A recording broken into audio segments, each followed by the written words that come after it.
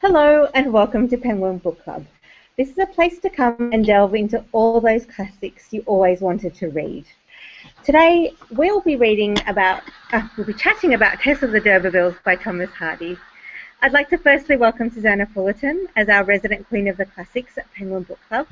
Susanna has been president of the Jane Austen Society of Australia for the past 18 years.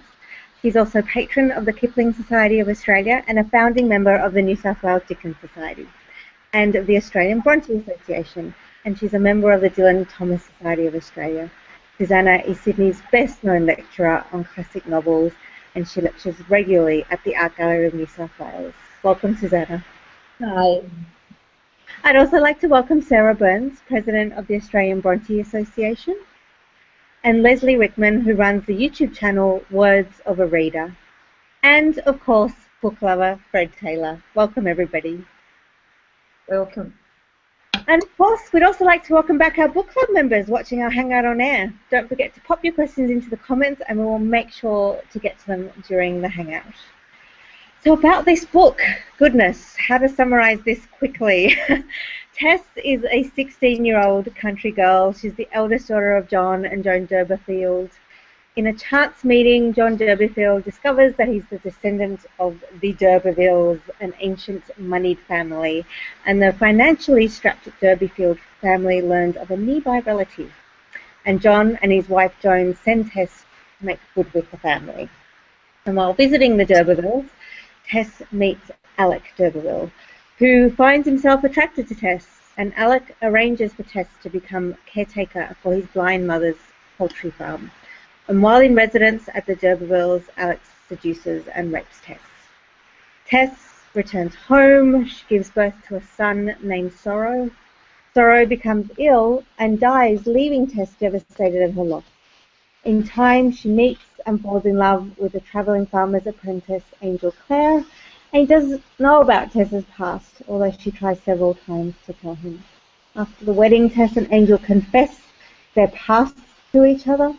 Tess forgives Angel for his indiscretions, but Angel cannot forgive Tess for hers and for having a child with another man. Angel suggests that the two split up. Tess agrees and returns to her parents' house. She eventually leaves home again for work, and she meets Alec again, now a practicing evangelical minister. And when Alec sees Tess, he leaves his position to pursue her, being very persistent. After her mother falls ill and father dies, the burden of her family's welfare falls back on Tess's shoulder. Alex insists that Angel will never return and has abandoned her, an idea that Tess has truly become to believe herself. In the meantime, Angel returns. He finds Tess there, living as an upper-class lady with Alec D'Urberville. In the meeting with Angel, Tess asks him to leave. He doesn't. She's resigned that he has judged Tess too harshly and returned too late. Tess confronts Alec and accuses him of lying to her about Angel, and in a fit of anger and fury, she stabs Alec through the heart with a carving knife, killing him. Tess finds Angel to tell him, and Angel has trouble believing Tess's story but welcomes her back. The two travel the countryside via back roads to avoid detection. They are discovered, and the trail ends at Stonehenge. Before she dies, Tess has Angel promise to marry her sister Liza Lou once she's gone, and Angel agrees. The two, Angel and Liza Lou, leave together, and the tragic tale of Tess ends at that point. Susanna, my goodness, what a dramatic novel. A dramatic one, and of course also a terribly sad one. Tess of the D'Urbervilles was Thomas Hardy's second to last published novel.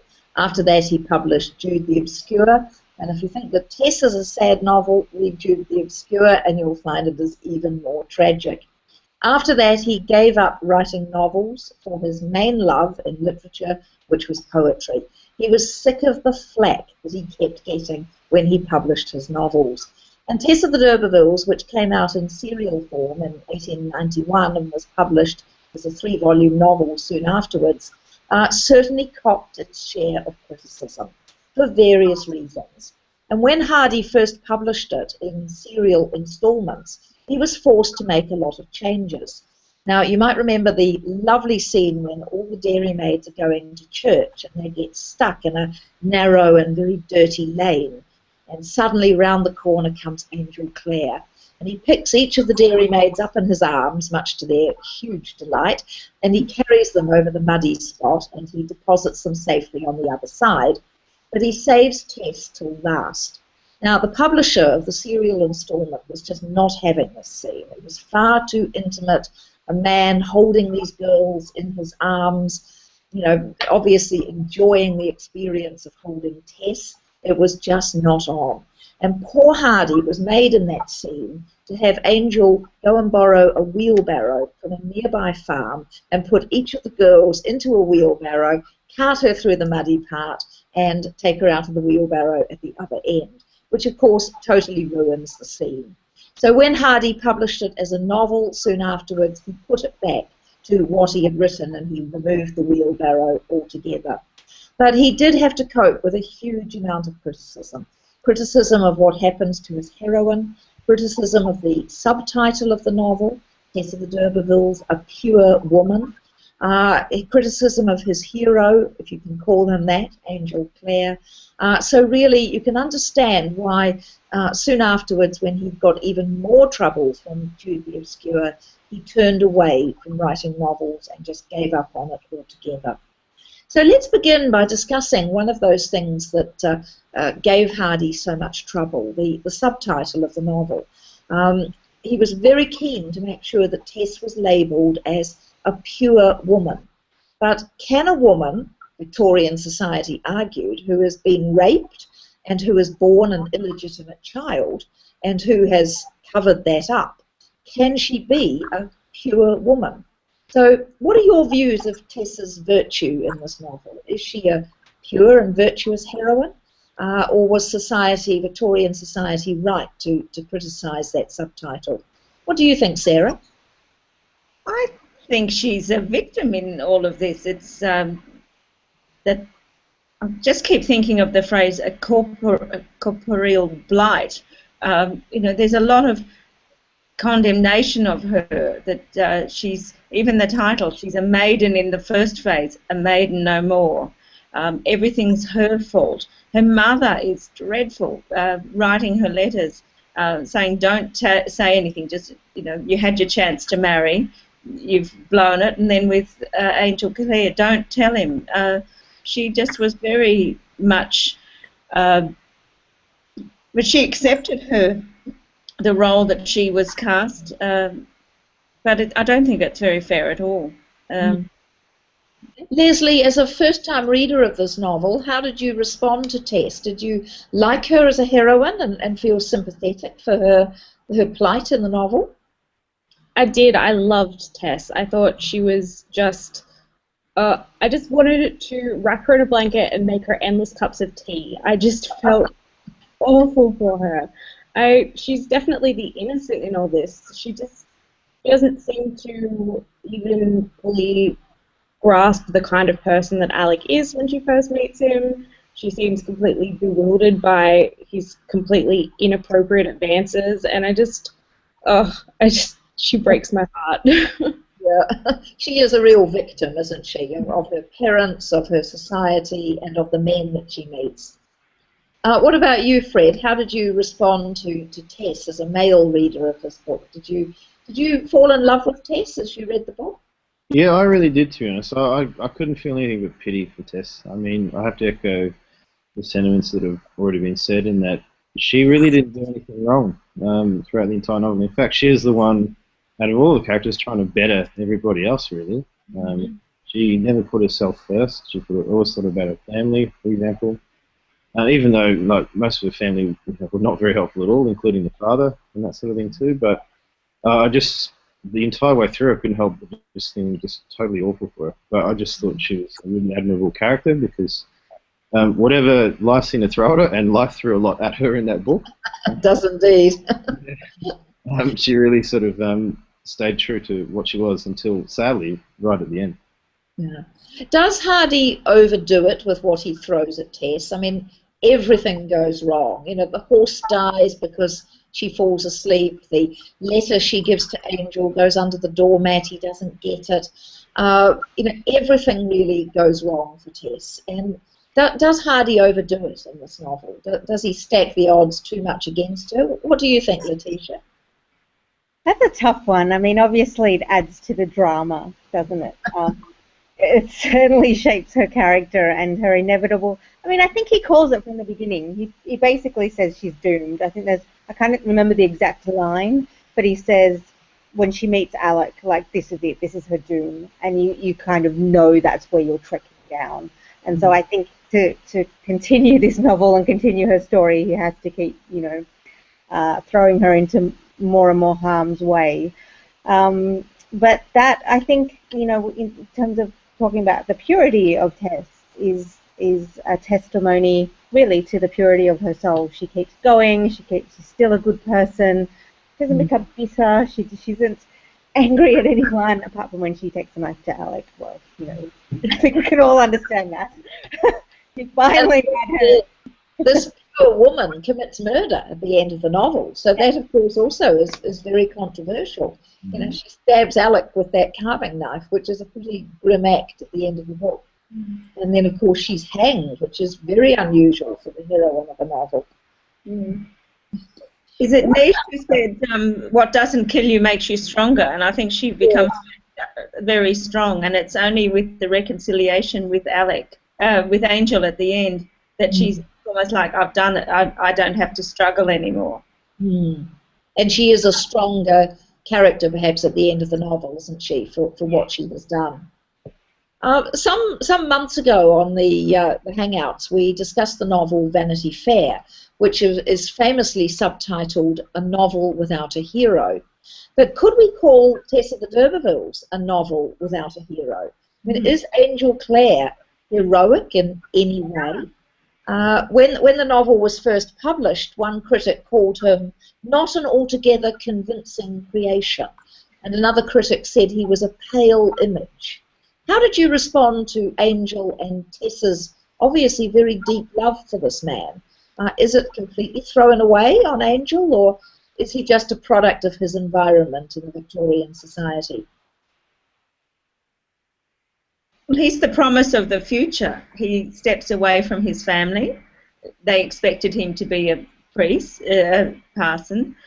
He says no, he learns farming. He's going to be new. He's going to go out into the new world.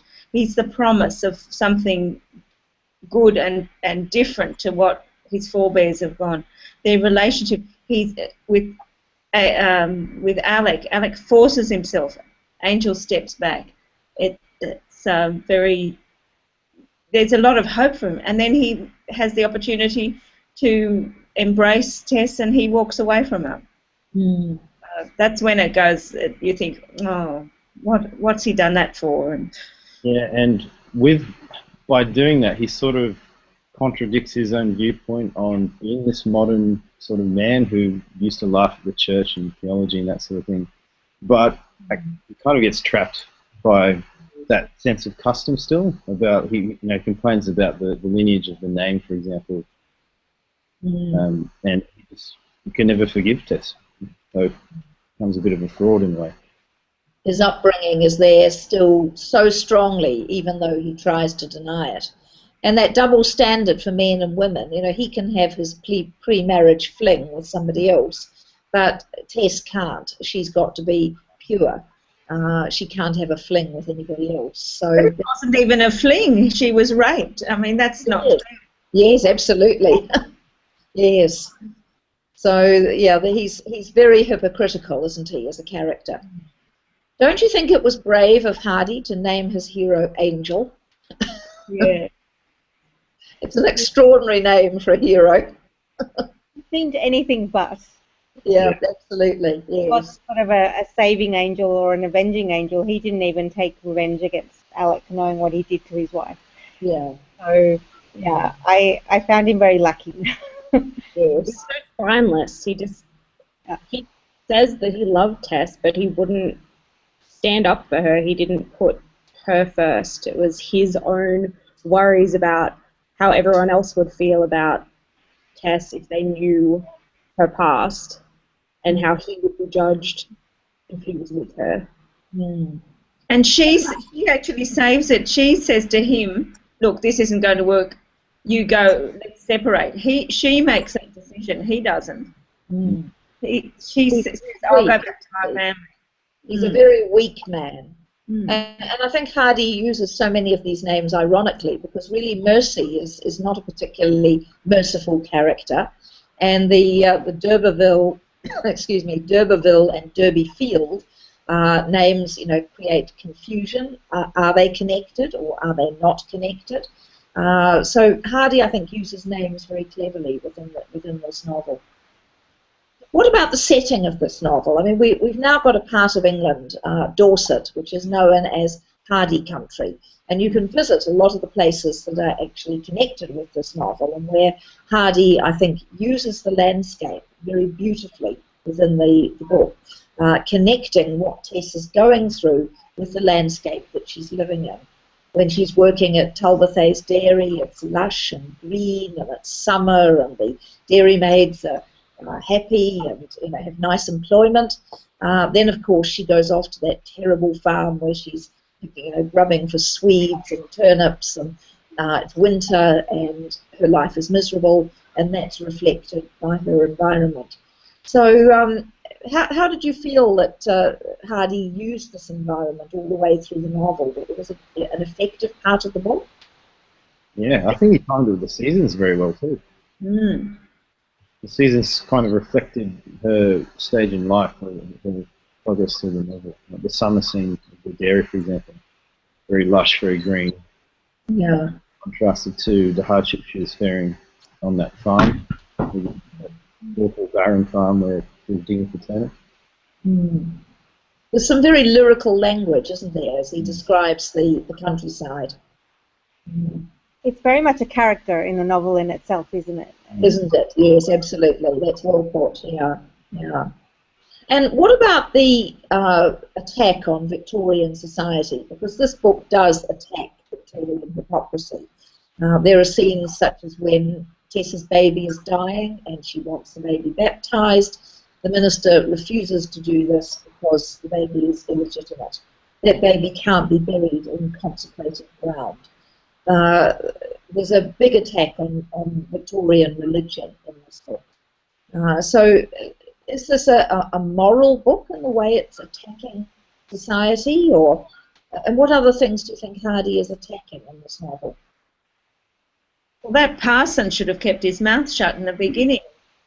Yes.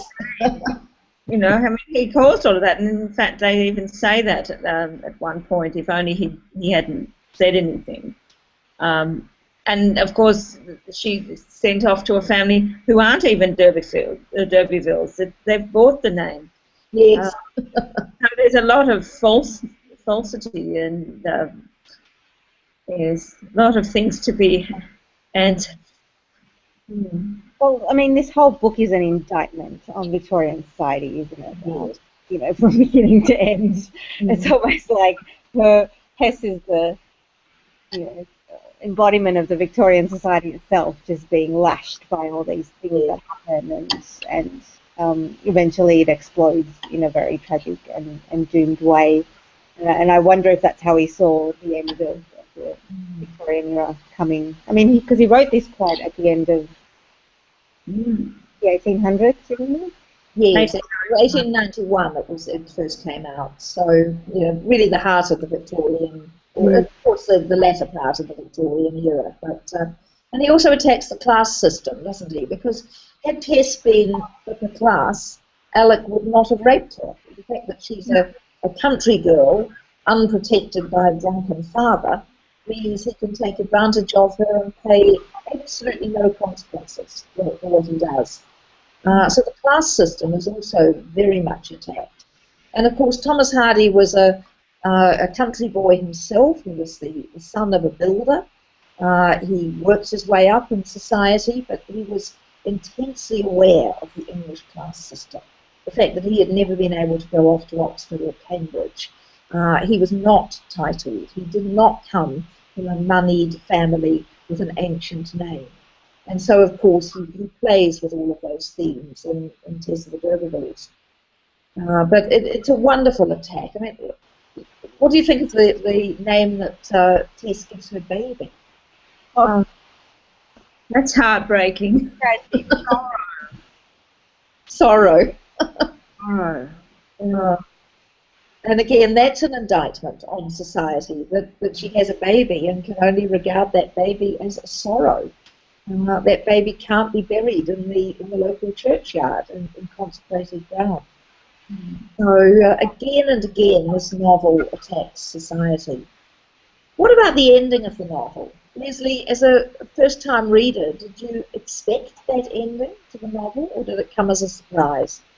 I knew a few of the hardships that Tess was going to face before I started reading, but I had no idea how it was going to end, and I did not anticipate the half of it. I knew it wasn't going to be happy, but I was completely stunned at her having the backbone / being pushed so far to insanity that she actually murdered Alec. I was just completely shocked, but I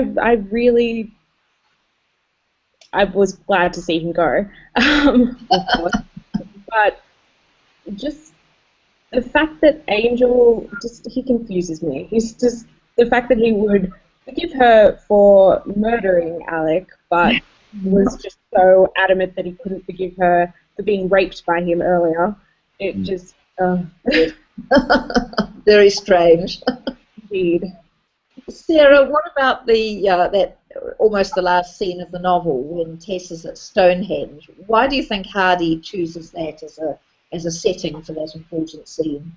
Well, there's a lot of religious comment throughout the novel, and then the Adam and Eve and a lot of nature, and then we come to a big pagan symbol, Stonehenge, and she's virtually the sacrificial lamb. She's found lying on that slab of stone just with the police, and Angel says, "Let her sleep, don't wake her," and like she's just been given up in this pagan setting.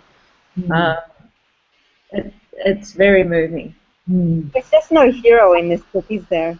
There's No. never going to be anyone who came and just, yeah. And it's so rare. Like, you often wait for that moment where you're like, hey, she's so Until the end, she's going to be rescued somehow, because to have her taken away and hanged by the neck in the jail, and Angel and her young sister, standing on a hillside nearby, knowing that this is happening. It's an incredibly grim ending for a heroine in a Victorian novel. And it's hard to imagine much worse. That black flag says so much. Yeah.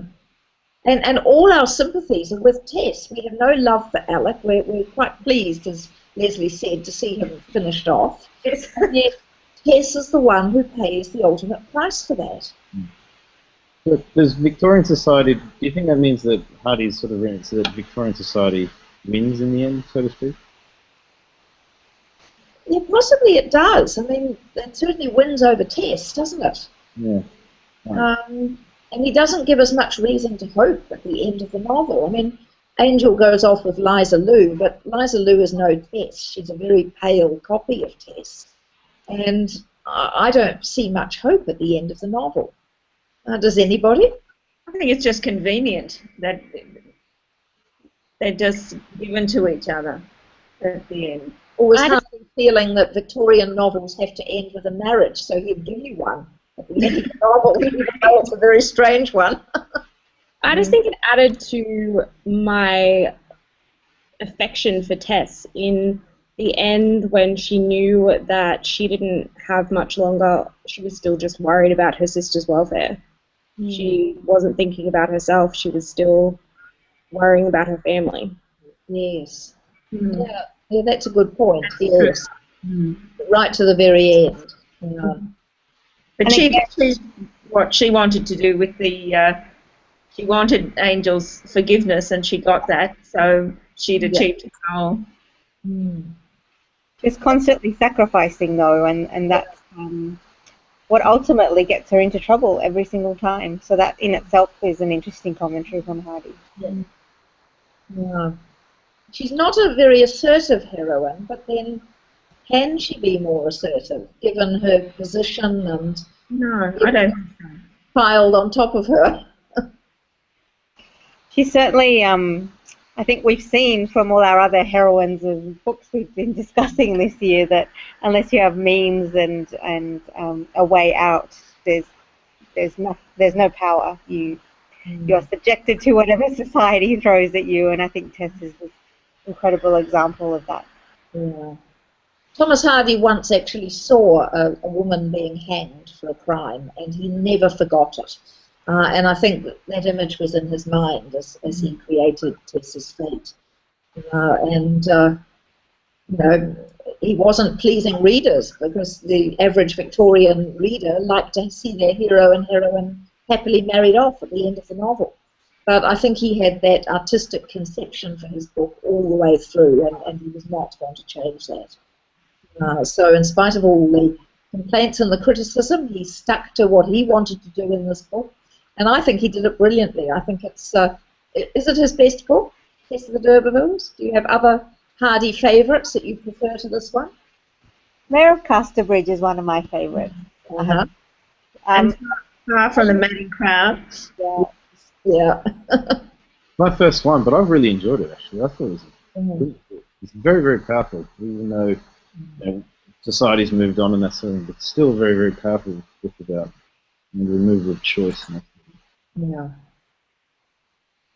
Well, there are some other wonderful Hardy novels to go and read, and of course there are also film versions of Tess of the D'Urbervilles.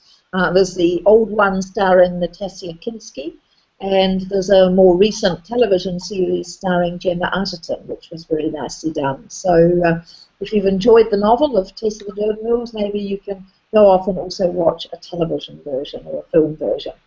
But Hardy gave up this novel to go off and write poetry. And I'd like to really encourage everyone to try some of his poetry as well. I think he was a really brilliant poet. Versatile, moving, the landscape is wonderful. He was a marvellous poet, and he always felt his poetry was much greater than his novels. So maybe give some of his poems a try as well.